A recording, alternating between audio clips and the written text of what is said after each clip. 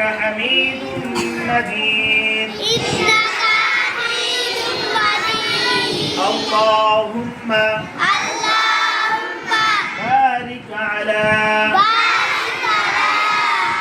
محمد وعلى آل محمد كما باركت على إبراهيم وعلى آل إبراهيم إنك حميد مجيد ربي زدني علما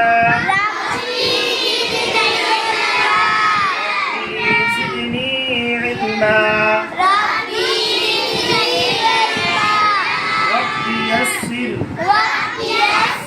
ولا تعسر وتمم علينا بالخير বাসায় থেকে আসার সময় এরকম দুরূদ শরীফ পড়তে পড়তে বাসায় থেকে আসবেন।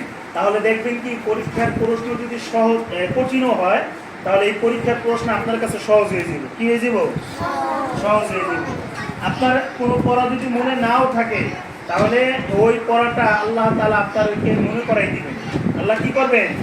পড়া মনে করাইয়া দিবেন। এজন্য বেশি বেশি দুরূদ শরীফ পড়বেন। আর আসার সময় 2 রাকাত নামাজ পড়ে আসবেন। কি করবেন? 2 রাকাত নামাজ পড়ে আসবেন। মন থাকবে?